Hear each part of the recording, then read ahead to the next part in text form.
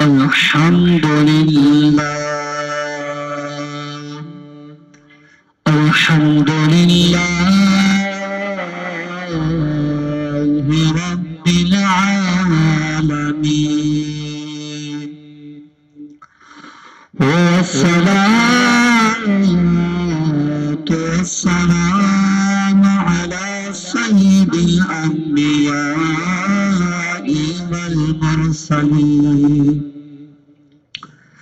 أما بعد فأعوذ بالله من الشيطان الرجيم بسم الله الرحمن الرحيم ثاني اثنين إذ هما في الغار آمنت بالله صدق الله العظيم وبلغنا رسوله النبي الكريم حمد و صلاۃ کے بعد میرے پیارے اسلام بھائیوں، آئیں درود پاک کی فضیلت سنتے ہیں کہ نبی کریم رؤوف رحیم صلی اللہ تعالی علیہ وسلم نے ارشاد فرمایا، جو شخص یہ چاہتا ہے کہ روز محشر مجھ پر اللہ تعالیٰ کی رحمت نازل ہو تو اسے چاہیے کہ مجھ پر کثرت سے درود پاک پڑھے۔ اسے کیا کرنا ہے؟ اسے چاہیے کہ میری ذات پر کثرت سے درود پاک پڑھے۔ کیوں نہ ہو میرے پیارے اسلام بھائیوں، میں اور آپ غور تو کریں، روز محشر کے متعلق تو آپ سنتے ہی رہتے، کیسا عالم ہوگا؟ سورج 10 میل پر آگ برسا رہا ہوگا، تانبے کی زمین ہوگی۔ کیا ایسے عالم میں کسی کی خواہش نہ ہوگی کہ مجھے اللہ تعالیٰ کے عرش کا سایہ ملے؟ سب کی خواہش ہوگی، لیکن اگر درود پاک کی بات کی جائے تو میں اور آپ غور کریں، ہم کتنا پڑھتے ہیں پیارے آقا پر، فضیلت کتنی بڑی ہے۔ پہلے تو روز محشر کے متعلق غور کریں کہ ایسا عالم، نفسی نفسی کا عالم، اور 10 میل پر سورج آگ برسا رہا ہو اور زمین تانبے کی ہو، ایسی صورت میں نہ دوست کام آئیں گے، نہ باپ کام آئے گا اور نہ بیٹا۔ تو ایسی صورت میں، ایسی کنڈیشن میں لوگوں کی یہ حسرت ہوگی کہ کاش ہمیں عرش کا سایہ مل جائے، کاش ہمیں عرش کا سایہ مل جائے۔ تو الحمدللہ قربان جائے میرے میٹھے آقا صلی اللہ علیہ وسلم پر کہ انہوں نے ہمیں پہلے ہی اس کا عمل بتا دیا کہ کون سا عمل کرو آپ کو روز محشر عرش کا سایہ ملے گا۔ کتنی پیاری حدیث پاک ہے کہ پیارے آقا صلی اللہ تعالی وسلم فرما رہے کہ جو شخص میری ذات پر کثرت سے یعنی زیادہ درود پاک پڑے گا، اللہ تبارک و تعالی اسے روز محشر عرش کا سایہ عطا فرمائے گا۔ تو میں اور آپ نیت کرتے ہیں، آئیں مل کے نیت کریں انشاءاللہ ہم پیارے آقا صلی اللہ علیہ وسلم کی ذات اقدس پر انشاءاللہ کثرت درود پاک پڑھیں گے انشاءاللہ، کیونکہ اس دن ہر کسی کی خواہش ہوگی۔ روز محشر میں جب ایسی کنڈیشن ہوگی تو میرے پیارے اسلام بھائیوں، میں آپ تو غافل ہے اگر ایک تصور کریں، سوچیں تو ایسی کنڈیشن میں ہر بندے کی یہ خواہش ہوتی ہے کہ کاش مجھے عرش کا سایہ ملے۔ تو آئے دربار رسالت میں درود پاک پڑھتے ہیں، یہاں پہ شاعر کہتا ہے، ہم نے خطا میں نہ کی تم نے عطا میں نہ کی، ہم نے خطا میں نہ کی تم نے عطا میں نہ کی، کوئی کمی سرورا تم پہ درود و سلام۔ ایک مرتبہ حضور صلی اللہ علیہ وسلم کی ذات اقدس پر درود سلام پیش کرتے ہیں، الصلاۃ والسلام علیک یا رسول اللہ، الصلاۃ والسلام علیک یا حبیب اللہ، الصلاۃ والسلام علیک یا نبی اللہ وعلی آلک واصحابک یا نور اللہ۔ میرے پیارے اسلام بھائیوں، وقت مختصر ہوتا ہے تو انشاءاللہ 2 حدیث پاک بیان کروں گا، اور اس میں جو میرا موضوع ہے وہ ہے دنیا کی محبت کے متعلق اور خوف خدا میں رونے والی آنکھیں، اس کی فضیلت سنیں گے اور اس کی کچھ عبرت بھی۔ ابھی جو مبارک مہینہ چل رہا ہے وہ حضرت ابوبکر صدیق رضی اللہ تعالی عنہ کا چل رہا ہے۔ آئیں اسی نسبت سے حضرت ابوبکر صدیق رضی اللہ تعالی عنہ کا ایک واقعہ سنتے ہیں دنیا کی محبت کے بارے میں، کہ آپ دنیا سے کتنی نفرت کرتے تھے۔ آئے پہلے انشاءاللہ ایک حدیث پاک سنتے ہیں کہ حضرت سیدنا زید بن ارقم رضی اللہ تعالی عنہ فرماتے ہیں کہ ایک بار ہم حضرت سیدنا ابوبکر صدیق رضی اللہ تعالی عنہ کی بارگاہ میں بیٹھے تھے کہ پانی اور شہد لایا گیا، جیسے ہی آپ کے قریب کیا گیا تو آپ زاروں قطار رونے لگے، آپ زاروں قطار رونے لگے۔ اب سوچنے والی بات ہے، حیرت کی بات ہے نا کہ شہد اور پانی لایا جا رہا ہے اور آپ زاروں قطار رونے لگے۔ اس میں وجہ کیا ہے؟ اس میں پہلے میں اور آپ بھی غور کریں۔ اسلام بھائیوں، واقعات تم سنتے رہتے ہیں، ساتھ ہی ساتھ مجھے اور آپ کو اپنی اصلاح بھی کرنی ہے، ساتھ ہی ساتھ ہمیں اصلاح بھی کرنی ہے۔ میری کوشش ہوتی ہے کہ ہر موضوع پر میں اپنی اصلاح کی طرف توجہ دلاؤں کہ ہم کیا کر رہے ہیں۔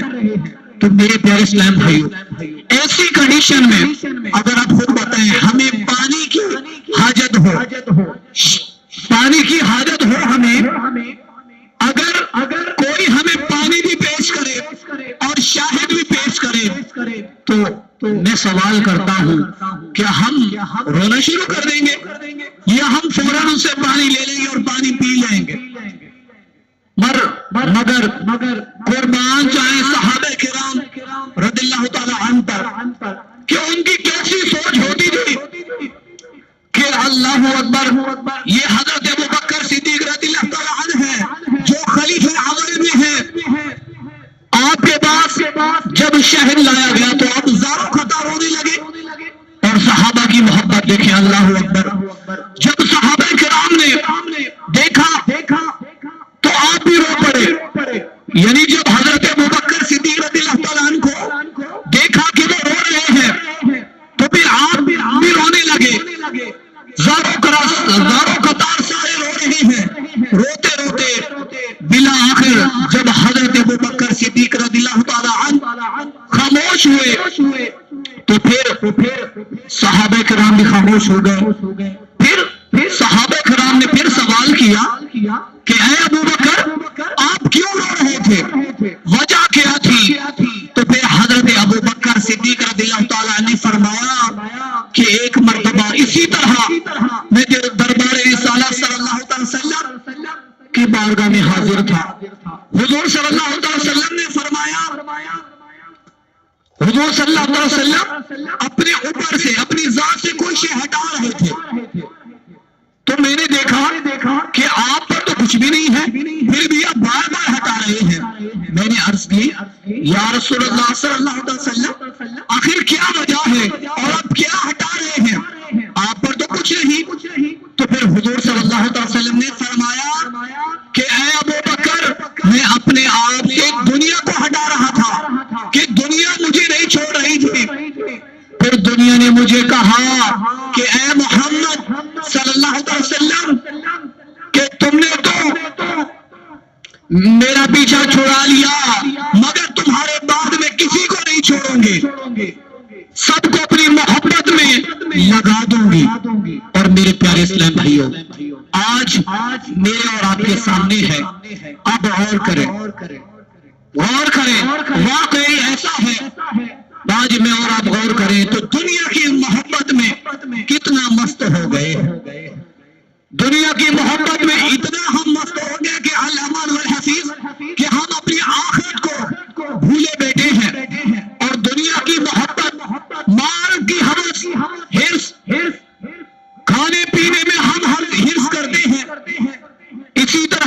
دنیا کی رنگینوں میں ہم کھوئے ہوئے ہیں. فلمی ڈرامے دیکھنا، بازاروں میں جانا، بدنگاہی کرنا، یہ تو ہمارا کام ہے. یعنی دنیا میں ہم اتنا مست ہو گئے ہیں کہ اپنی آخرت کو بھولے جا رہے ہیں.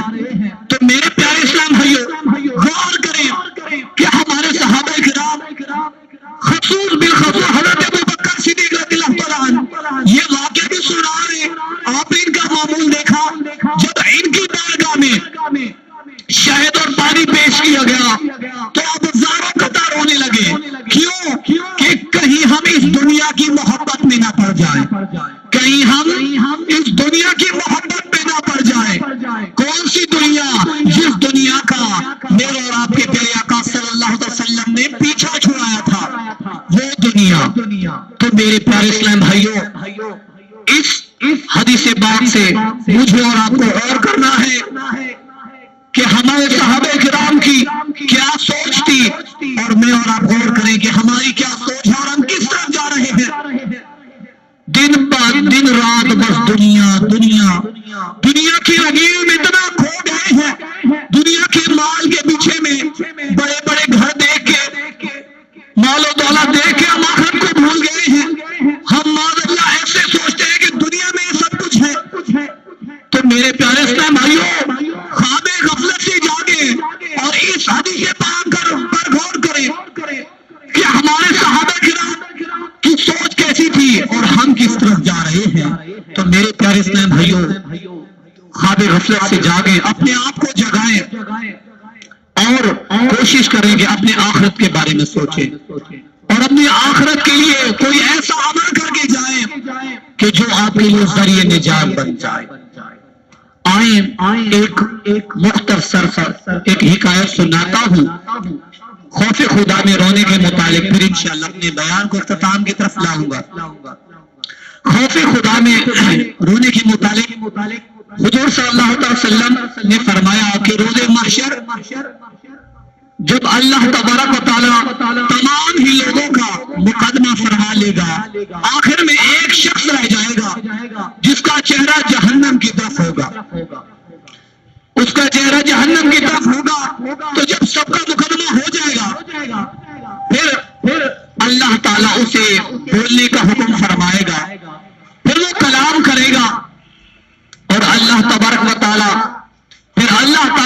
فرشتوں سے بھی فرمائے گا کہ اس بندے کو اس کا نام اعمال دو، اس کو دو کہ یہ اپنا نام اعمال دیکھے کہ اس نے دنیا میں کیا کمایا ہے اور کیا کچھ لے کے آیا ہے. جب اس سے پیش کیا جائے گا، جب وہ اپنے نام اعمال کو دیکھے گا تو اس کے نام اعمال میں بہت زیادہ گناہ ہوں گے. بڑا حیران ہوگا کہ یا اللہ عز و جل، کہ اتنے سارے گناہ، میں نے تو اتنے گناہ نہیں کیے تھے. تو پھر اللہ تبارک و تعالیٰ فرمائے گا، ہاں اے میرے بندے تو نے گناہ کیے تھے اور اس کا میرے پاس ثبوت بھی ہے. پھر بندہ اپنے دائیں بائیں دیکھے گا، ادھر ادھر دیکھے گا، لیکن کوئی نظر نہیں آئے گا. پھر سوال کرے گا یا اللہ کہ یہاں تو کوئی نہیں ہے. پھر اللہ تبارک و تعالیٰ ان کے اعضاء کو حکم فرمائے گا، اس شخص کے اعضاء کو وہ اعضاء کلام کرنا شروع کر دیں گے اور وہی کان کہیں گے ہاں یا اللہ، ہم نے برا سنا تھا، ہم نے حرام سنا تھا. اور آنکھیں کہیں گی یا اللہ ہاں، ہم نے حرام چیز کو دیکھا تھا. اور پاؤں گواہی دیں گے یا اللہ، ہم حرام گندے کام کی طرف چل کے گئے تھے. جب بندہ یہ سنے گا تو بندہ بڑا حیران ہو جائے گا. تو پیارے اسلام بھائیوں، اس سے میں اور آپ بھی سوچیں کہ آج میں اور آپ تو گناہ پہ گناہ کرتے جا رہے ہیں. اس حکایت پر آپ غور تو کریں.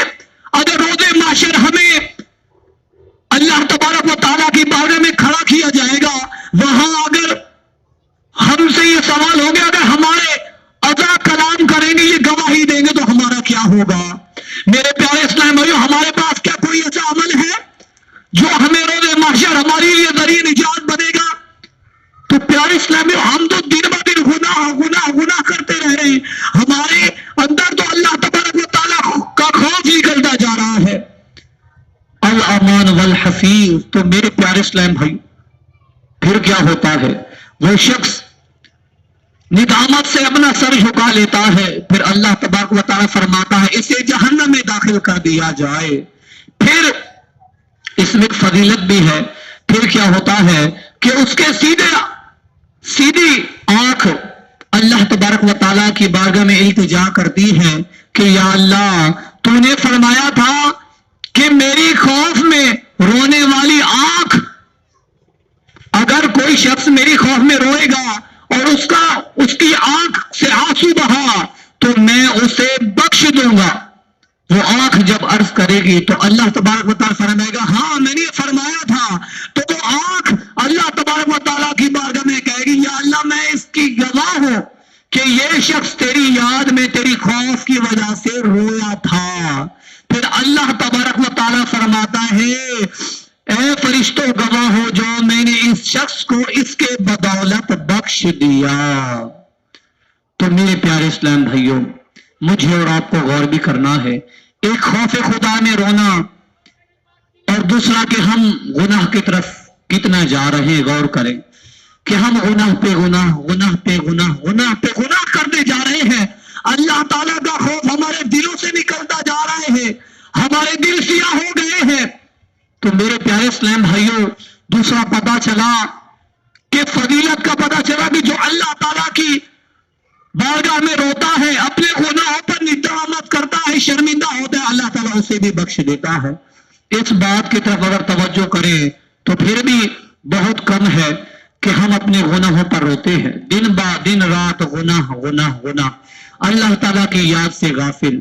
تو میرے پیارے اسلام بھائیوں، ہمیں روز محشر کھڑا ہونا پڑے گا، اور اگر ہم سے سوال کیا جائے گا تو کیا بنے گا؟ تو میرے پیارے اسلام بھائیوں، کوشش کریں ان حکایت سے کچھ سمجھیں اور سیکھیں، خواب غفلت سے جاگیں اور اپنے لیے کوئی ایسا عمل کر کے جائیں جو آپ کے لیے ذریعہ نجات بن جائے، کوئی ایسا صدقہ جاریہ والا کام کریں۔ الحمدللہ یہ آپ کو ایک موقع مل رہا ہے، الحمدللہ